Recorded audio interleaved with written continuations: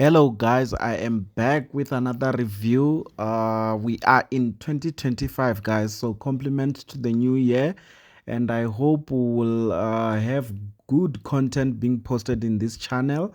I hope that we will really enjoy together to be in this channel guys. We will keep growing obviously. For those who haven't subscribed, they can go ahead and subscribe and be part of the family. So yes, guys, I'm back with another video. I'm just doing a quick review for a movie that I just watched. It's called Mr. Easy Low. At first, I must say, guys, with the thumbnail and how it looked like a comedy movie. And I must say that I really thought that it's just gonna be another comedy that is boring, but I must say that it's a movie that was a comedy and also a touching movie, I must say, guys. So the movie started really slow, and maybe before I get into the movie, I must just let you know of the cast. The guy who plays in this movie, he was playing as Sam Matoma. His real name is Aubrey Poe. I must say that he really nailed the character, guys. He nailed the comedy. He nailed everything about this young businessman that was starting to want to come up, which is what the movie is all about, guys. And it's a movie that is about a businessman at Soweto, guys, who was starting to want to come up by making toilets, mobile toilets, guys. Which was an idea way back in the 90s or in the 80s, or maybe even earlier in the 70s, which was the time when the movie was made, was being played as. Another person who acted in this movie is Bulele Chana, who plays as Francina. I must say that she was playing as the wife or the lady that he end up loboling and marrying in this movie, guys. He end up getting married to Francina. Another person who also played in this movie is Nandi Nyembe, who plays as Gogo Kumalo. Another person also is Molefi Monaisa, who plays as Sam's uncle. And Tulanin Tsweni played as Brasanza. And another person who also acted here is Nkanyiso Bengu. And also another person who was not listed on this list that I'm reading for cast is a short guy who was playing as Mr. I think it's Tim Kulu, who played a huge role. I'm wondering why they didn't put him on the cast list, because he's the one who plugged Sam Matoma into the business world, into his first job. Is the one who plugged him. So yes, guys, the movie, as I said, it started really slow as Sam Matoma was looking for a job, and his granny was very happy for him in such a way that he even organized a party for an interview, guys. You can imagine how difficult it was way back to get a job, which people have to, everyone in the neighborhood have to know about it, and they even organize a party to celebrate his job. Unfortunately, when he came back, he found out that he did. They found out that he didn't get the job, as it was so difficult for him to really get a job. When he went there, there was a huge queue, and it also, they also portray the apartheid times, in which a lot of us young people, we don't really know much about what happened in apartheid, but they really portray it very well. We only read it in the books that there were separate toilets for white people and for black people, but here they really show that even on looking for jobs or interviews, we see that there was a queue. People were standing waiting for an interview, and a long queue for black people, and only chairs were reserved for white people, which was something that they were trying to also show us how it used to be.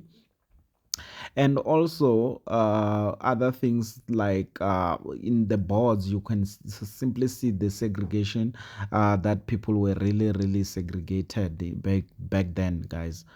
Including even in the food, you see them that blacks eat on one side and whites eat on one side. So they really showed the segregation that used to happen in apartheid way back. So yes, guys, back to the movie. So he came back home, didn't have to celebrate. He was very angry that things are not going well for him. His granny, before she passed on, she even organized a family member who she knew that he's working for white people, and he plugged him on. And the name, as I already said, is Tim Kulu. He's the one who plugged him on onto a job, and the job was just to be in a factory where they produce cosmetic stuff, soaps, lotions, stuff like that. They were producing those things and putting them in boxes, and the damages, they were just throwing them away. And once again, the segregation that was being shown again, it was the fact that um, there were soaps that were meant for black people and soaps that were meant for white people, which was very weird that it went to that level of how people were so separated that even when you buy a soap, black people were known to buy those long green soap, and white people were known to just buy nice small soaps to be able to bath themselves or whatever that they use it for, which includes all the lotions and stuff like that. So it was very funny also back in the township, seeing people fighting for one small soap, which was also shown on the movie, guys. So it was a kind of touching movie, and I feel like I understand the writer of the movie that he didn't want to go deep into making it a sad movie, which it could have been easily be a very sad movie. I didn't want to go there. He made it a bit of a comedy, to make sure that we just laugh out of the difficult circumstances that was happening. Yeah, so yes, guys, he tried his best to make it, which was very difficult to climb up the ranks in the company. But he ended up sort of going to the bosses and producing new ideas, trying to work harder, which didn't really work on his favor as he ended up getting fired, guys. I just can't remember the full details of how he got fired, but he ended up getting fired. And fortunately for him, he just keep trying to have ideas to go to look for different type of jobs, which he end up getting employed by another white guy whom he impressed in a golf course where he was just assisting with the balls. So he was a person who was not just sitting down, who was giving up easily. He end up just going for another job, in which this time around he got a job for working in the factory where they produce the mobile toilets, which they were giving out only to white people, and black people obviously they were thinking that they don't deserve to be using those toilets, which was very weird once again, that he even went to an extent of proposing to both companies that he worked for.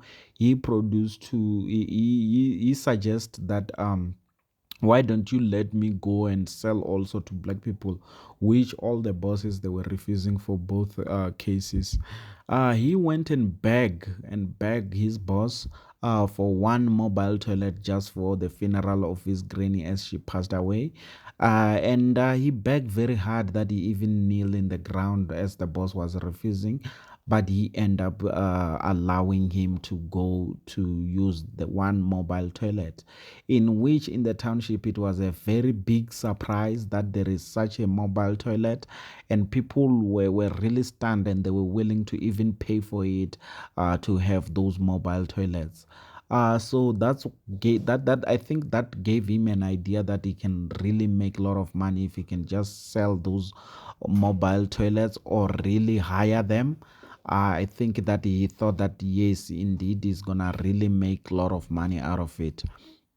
He tried again to just keep pushing up until once again he got fired because of stuff that was happening on his company. He was trying to focus on getting money more than getting himself to open a business than really working for his white man. And after getting fired for the second time, he decided that he's just gonna go ahead and do it on himself. He's gonna redesign the toilet and do it in his own way and design the whole toilet and build it up himself, in which it was a success. But up until he faced his first hurdle on his own business, which was the white people again coming back and say that, you know what, you are not registered, and just shut him down, and which was very painful. And I must say that it also came because of backlash that was coming out from the community. The community was not really having it, as they were saying that their children are getting sick because of those toilets, as they are not really efficient as there were buckets toilets, because now you had to use a bucket and then go and throw away the rest of the stuff and just keep using buckets, and it was not ideal for the environment of the community, which we all know that in townships people really stays near each other, and you can imagine five toilets near each other in a few household. It's really bad.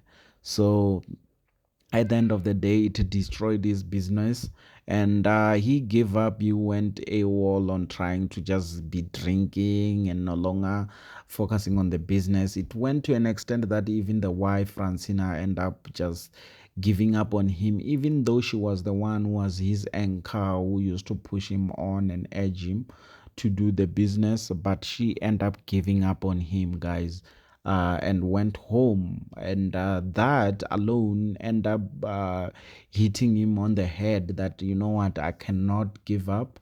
Even my wife have left and I need to pick myself up. And once he picked himself up, he really went and registered his stuff and went and opened a full business now, which have a branch, and really do things right and get the right papers and try to do things right. And I think that it's a business that I think it's still running. I'm not sure how much revenue is still generating, as everybody right now no longer use the mobile toilets that much, except for weddings and events, in which I think maybe if it's still running, it may not be generating revenue as a few years back that it used to generate. But I believe that the company is still running. So, guys, it is a bit of a comedy, but it's also a movie that is very touching. For me, it really touched me in such a way that I really enjoyed it. It's a movie that I think it's also based on true events, and I can't wait for South Africans to really, for South African directors and writers to really write such movies. I believe that South Africans, we have very, very, very interesting stories from individuals. We've got Abu Maponya, we've got all these big names that are everywhere, that we just don't want to only hear about activists and Bob Mandela, all those people who fought for apartheid. We also want to hear about the business personnels that were there back then when it was tough, so that we learn out of it, and we also learn that once a business fail, it can still pick up and it can still grow. I think there are a lot of inspiration out that comes out of such movies. So yes, guys.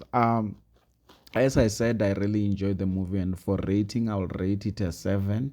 I think it deserves that. I think I can't rate it any higher than that. Because it was a bit of a comedy and also a touching movie. I believe that if it was just a touching movie, it was gonna be one of those nice movies that are really like pursuit of happiness, such movies. So it was gonna reach that level. So I really rate it 11, a 7 based on that. So yes, guys, we'll meet on the next one. Cheers.